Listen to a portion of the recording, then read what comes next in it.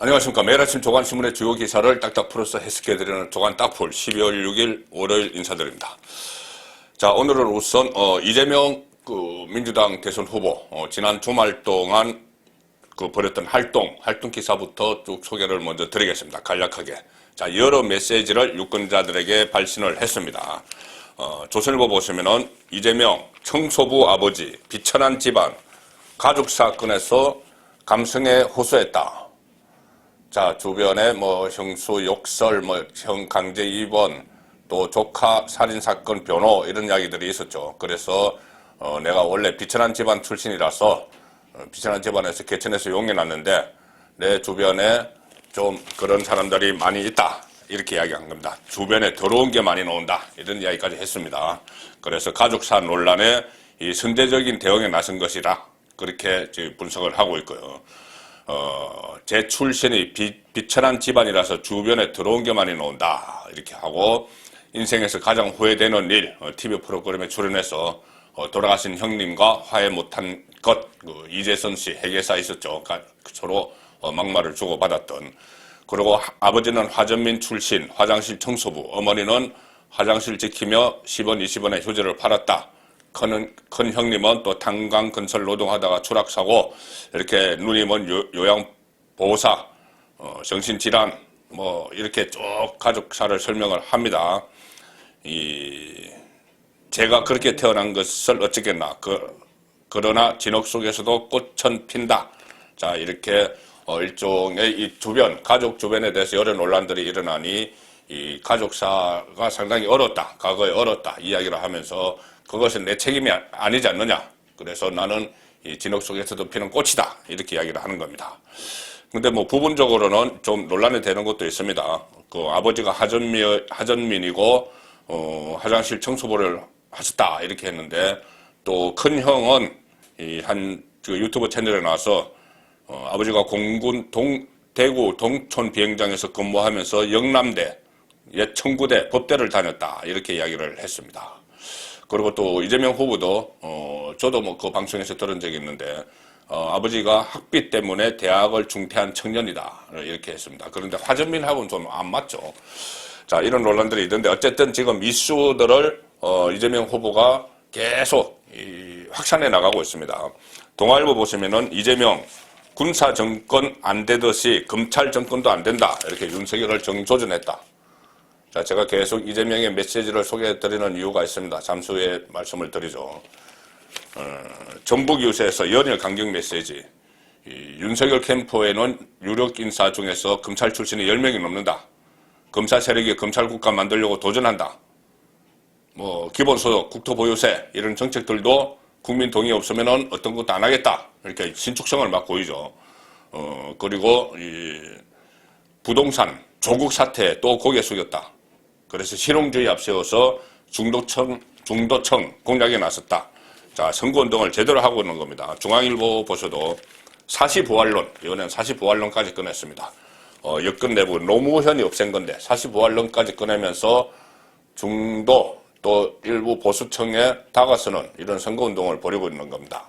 자, 제가 세 가지 조중동의 이재명 기사를 보내드렸는데, 자, 사진을 보시면은 이재명 후보, 여기서는 아기 안고 있는 사진이죠. 주변에 다 유권자들만 있습니다. 아기까지 안고 있고, 자, 그리고 여기서도 정업, 시장을 통해서 사람들과 막 어울리고 주변에 다 유권자들입니다. 여기서도 또 정업 같은 정업 사진. 자, 이재명 사진은 후보가 있습니다. 후보가 있고 주변에 유권자들이 있습니다. 왜 제가 이 사진을 보여드리는지 짐작을 하실 것 같습니다. 이재명은 유권자를 상대로 지금 다양한 메시지를 내면서 후보 사진 곁에는 유권자들만 있습니다. 윤석열, 주말에 부산에서 유세를 벌였죠. 이준석과 공동 주인공이었습니다. 조선일보 보시면은 윤석열, 이재명은 계속 이렇게 유권자들을 상대로 메시지를 발신하면서 공약을 막 발표를 하는데 윤석열은 내부 문제만 계속 이야기합니다. 송구한 마음이다. 자만하지 않겠다. 그래서 포용 무드로 전환을 했다. 조선일보입니다. 후보된 후에 첫 자성글을 올렸다. 겸손, 몸 낮추기 강조했다. 자, 사진은 이 부산 서면시장에서 뭐 케이크를 들고 오늘부터 95일 단대하자 하는데 유권자들은 저 뒤에 잘 보이지 않고 이준석이 옆에서 빨간 후드티를 커플로 맞춰 입고 본인이 한 달 전부터 준비를 했다는 이 옷을 입고 누가 대선 후보인지 혼선이 될 정도입니다.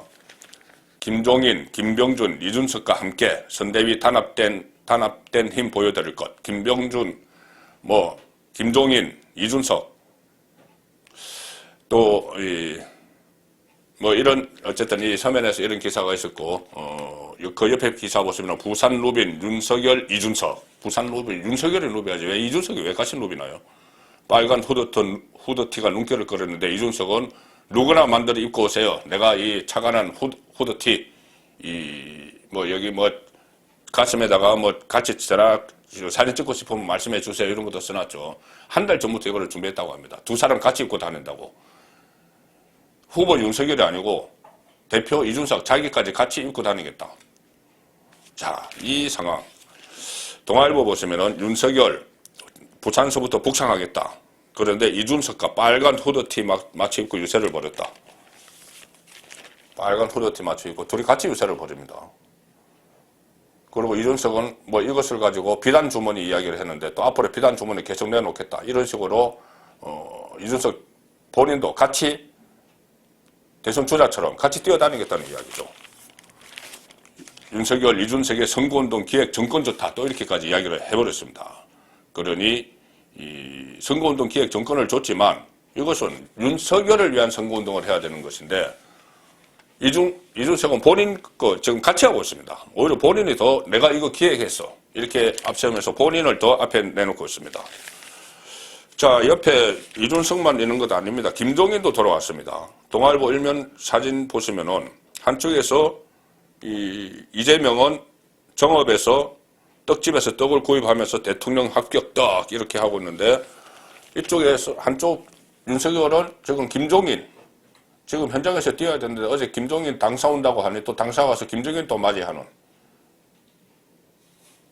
자, 이 지금 판이 벌어졌는데 대선 후보가 이렇게 막 다니는 것이 아니라 선수들, 특히 국민의힘에서만 그렇습니다. 지금 민주당에서 송영길 이름 나오지도 않죠. 누가 나옵니까? 지금 이재명 옆에. 그런데 국민의힘에서는 선수들이 막 뛰어다닙니다. 김종인, 이준석. 자, 이렇게 되니 상당히 이 후보 위주의 선거운동을 해야 되는데 총괄 선대위원장이라는 사람이 끼어들고 대표도 끼어들어서 자, 이렇게 하고 있습니다. 이재명은 후보 혼자서 합니다. 어느 쪽이 유리할까요? 물론 김종인, 이준석이 끼어들어서 윤석열을 띄워주는 윤석열을 정말 우리 윤석열이 나라를 이끌 후보다 이렇게 해서 띄워주고 이재명 혼자 다니고 하면은 이쪽이 유리할 수가 있죠.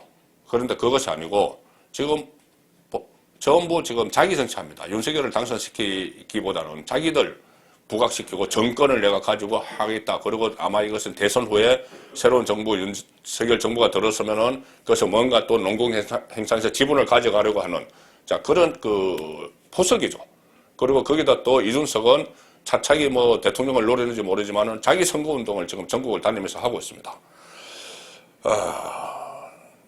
이준석의 붉은 후드티. 정말 윤석열, 누가 후보인지 구분이 안 됩니다. 그런데 이것을 확인시켜주는 데이터가 있습니다. 자, 이게 어떤 현상, 어떤 여론에 어떤 영향을 미쳤는지 그 데이터가 오늘 아침에 하나 보도가 됐습니다. 몇 군데서 보도가 됐는데 흥행수표 증명한 이준석. 자, 흥행수표 이재명, 윤석열 모두 눌렀다. 뭐냐 하면은 빅데이터. 네이버 데이터 랩에 나온 빅데이터를 보니 당무 거부하며 잠적했던 이준석에 대한 관심이 폭발했다는 겁니다. 그래서 흥행수표 본인이 흥행수표라는 건 본인이 하긴 했는지 모르지만은 이슈 모든 언론의 스포트라이트를 그러니까 빅데이터 여론의 스포트라이트를 가져가 버림으로 해서 윤석열은 상대적으로 가라앉아 버렸습니다. 물론 이재명도 이 노출량이 검색 노출량이 이준석보다 낮았다고 하는데 이재명이랑 별 상관없죠. 지금 윤석열이 부각돼야 되는데 윤석열 것을 가져가 버리는 겁니다. 울산 단판 때 울산에 윤석열이 내려갔죠. 그래서 이준석과 만났는데 그때도 검색량이 오히려 이준석이 윤석열의 1.4배가 나왔다는 겁니다. 이거 누가 주인공인지. 자, 나흘 간의 극적인 소동을 두고 정치쇼 뭐 이런 이야기 해석들이 분분한데 한 가지는 확실한 게 있다. 이준석의 이 대중적 파괴력이 다시 한번 증명됐다. 자, 대중적 파괴력이라고 이렇게 표현을 했는데 대중적 파괴력은 나중에 이준석이 대선에 출마를 하든 총선에 출마를 하든 그때 대중적 파괴력을 보여야죠. 지금 이렇게 한다고 해서 이준석이 이렇게 끌어놨던 그 자기에게 관심을 쏟도록 한 이것이 윤석열 후보에게 표로 돌아갈 것인지 그것보다는 오히려 나중에 이번에 그 잠적 소동, 가출 소동을 일으켰던 것처럼 본인에게 이만큼 이 표가 있다. 내 지지세가 있다. 이것을 또 믿고 또 갈등, 또 충돌을 일으킬지 그 부분을 지켜봐야 되는 것이죠. 그리고 실제로 이것들이 표로 돌아갈 가능성은 저는 많지 않다고 봅니다. 자, 네이버 데이터 랩을 통해서 11월 24일부터 12월 4일까지 모든 성별 연령대를 대상으로 이준석, 윤석열, 이재명 검색량을 분석한 결과입니다. 이준석 검색량에서 두 대선 후보를 압도. 당무 거부 사태 1일차 검색량은 100을 찍었다. 100은 딱 정점입니다. 100부터 딱 그 기준을 둬서 하는 것이죠. 울산 단판이 있었던 3일 이준석 검색량 77, 화해 당사자인 윤석열 대선 후보 검색량은 53. 오히려 이준석이 1.4배, 이준석을 더 많이 검색을 했다. 자, 이 두 유력 대선 후보에게는 불편한 현상이죠. 불편한 현상인데 특히 자, 이준석과 윤석열 경우는 29일부터 2박 3일 동안 충청권 방문을 했죠. 충청권 이거 상당히 기획된 겁니다. 충청 대망론을 띄우기 위해서 29일, 11월 29일은 대선 D-100일 되는 날이죠.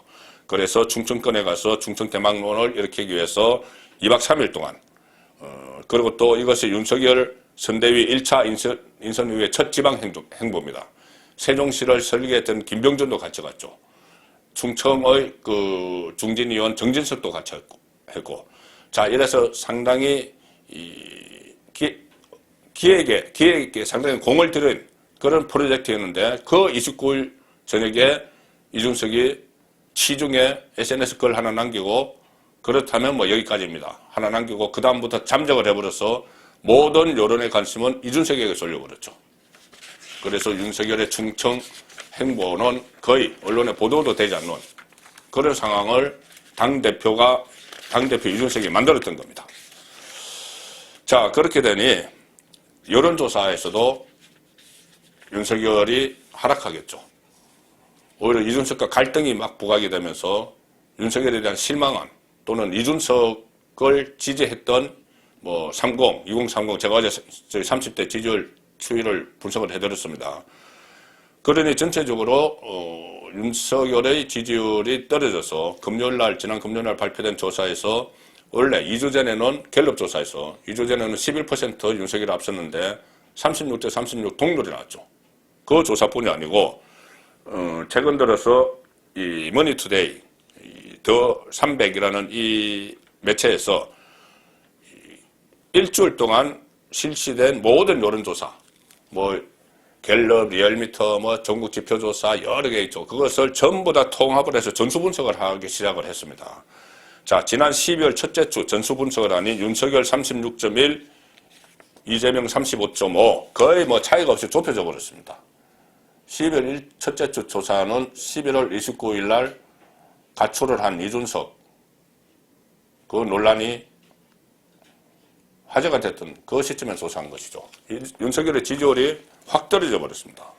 겨우 0.6% 윤석열이 앞섰는데 자, 이것이 지금 울산 단판 해동은 반영되지 않은 결과입니다. 그러니 이 봉합을 한 이것은 반영되지 않았습니다. 이 조사 날짜가. 그전에 이준석이 가출을 하고 다닐 때 그때 여론조사가 반영이 된 건데 이 여론조사가 전주 일주 전에 대비해서 윤석열이 5.9% 떨어졌습니다. 5.9%. 이재명은 0.8% 떨어졌습니다. 이재명이 떨어진 것은 지난번에 그 조동윤 교수 상임선대위원장으로 임명했다가 사생활 논란으로 물러난 조동윤 교수 때문에 이만큼 하락했다고 하는데, 그것보다 더 큰 폭으로 6% 가까이 떨어져 버린 윤석열의 하락 이유는 지난주 정치권을 강타한 국민의힘 내분 사태 탓이다. 자, 지금 당대표가 정당 지지율을 떨어뜨리고 갤럽 조사에서 그 2달 만에 역전됐죠. 그리고 대선 선대위원회의 상임선대위원장이고 홍보미디어본부장인데 이준석이 오히려 후보의 지지율을 떨어뜨리는, 자, 그런 상황이 지금 일어나고 있습니다. 그리고 본인이 모든 스포트라이트를 가져가는 상당히 위험한 이 상황인데, 자, 이런 상황이 되니 여러 가지 파생적인 안 좋은 효과도 나타나고 있습니다. 자, 국민의힘 텃밭 대구 경북이죠. TK 민심도 심상치 않다. 자, 이재명 후보는 경북 안동이 고향이죠. 뭐 오래 살지 않고 성남으로 갔지만 어쨌든 그 가족들이 아직 친지들이 살고 있고 본인이 TK 출신이라고 이야기를 합니다. 지금까지 민주당에서 정권을 잡은 영남 후보는 노무현, 문재인은 호남의 지지를 받는 PK 후보였죠. 부산 경남 쪽에. 그런데 이재명은 유일한 TK 후보입니다. 그래서 이재명이 과연 그전에 이 문재인, 노무현이 PK에서 받은 득표만큼 이재명이 득표를 할 수 있을까? TK에서. 그것이 관전 포인트 중에 하나였는데, 그동안은 이재명이 TK에서 별로 먹히지 않았습니다. 그런데 최근에 이 사태, 국민의힘 내분 사태와 또 맞물리면서 이재명이 TK, 그중에서도 박정희, 박근혜 전 대통령에 대해서 우호적인 발언을 하기 시작을 했습니다. 그래서 TK 민심이 흔들리고 있다. 이것이 오늘 중앙일보 아침에 보도된 인터넷판 기사입니다. 자, 존경하는 박근혜, 우호 발언 이재명, TK 지지율이 9%에서 28%로 급등했다. 아침 인터넷판 기사입니다. 중앙일보입니다. 9%에서 28%로 급등을 했다. 우리 존경하는, 전주에서 한 말입니다. 3일날 이재명이 우리 존경하는 박근혜 전 대통령께서 대통령 하시다가 힘들 때 대구 서문시장을 갔다는 것 아닌가. 전주에서 청년들과 소맥회동하면서 이 발언은 일단 민주당 진영에서 좀 논란을 일으켰죠. 박근혜 전 대통령을 옹호하는 것 아니냐. 그런데 여기에 대해서 일단 또 선을 그었습니다.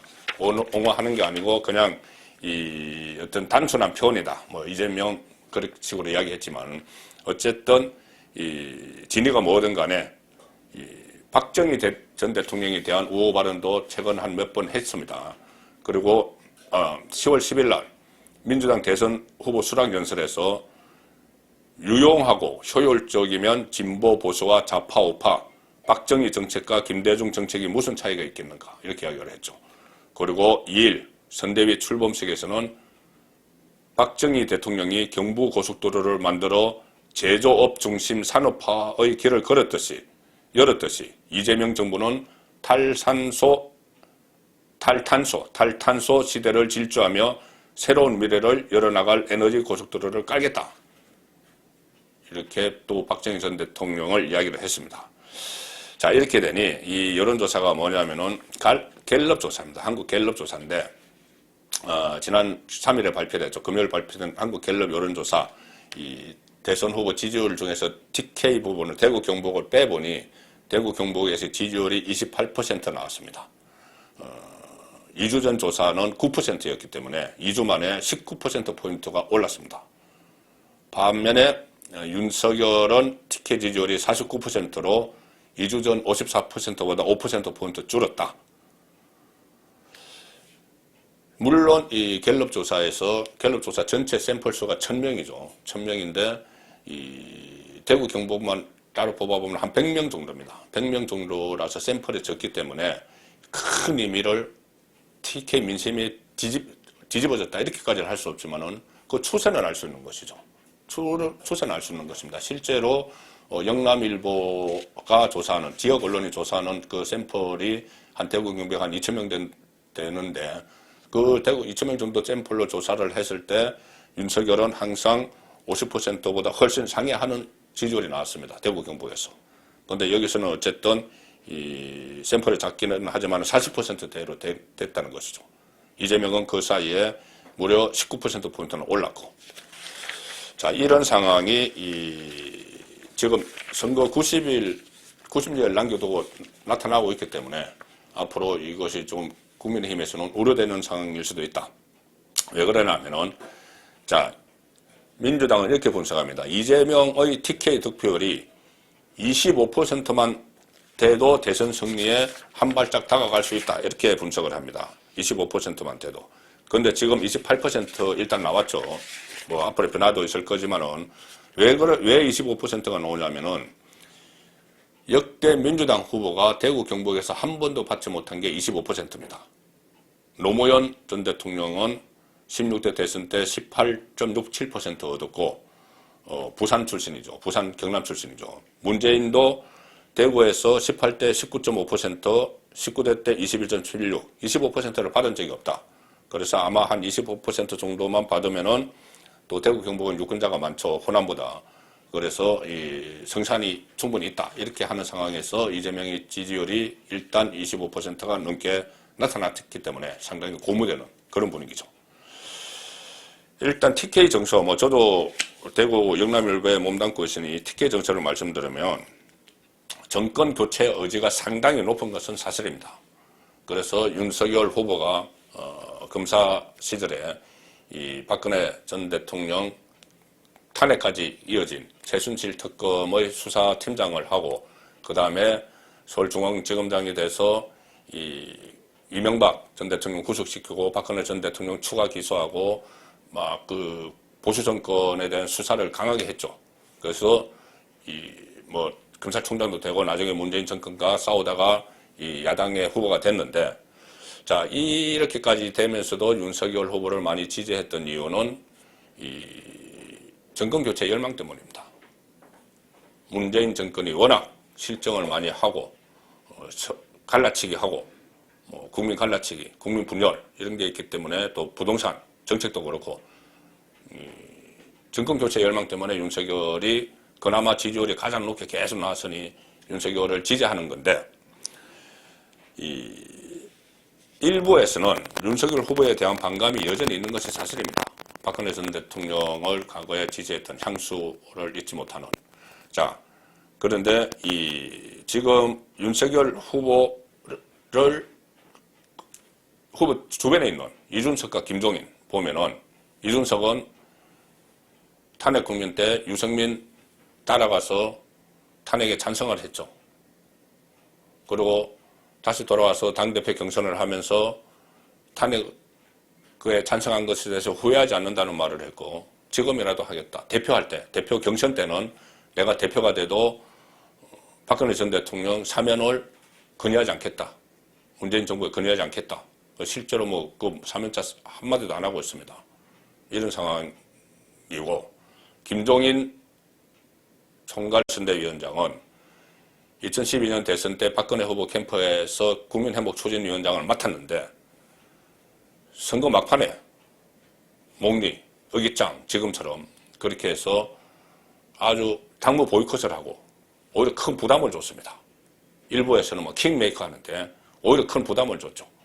그리고 박근혜 정부가 탄생하고 나서는 계속 박근혜 정부에게 대립각을 세우다가 2016년 총선 앞두고 민주당으로 갔죠. 민주당으로 가서 어쨌든 민주당이 그때 한석을 정리를 하는 바람에 박근혜 전 대통령 탄핵을 할 수 있는 그런 기반을 놓은 사람이 김종인입니다.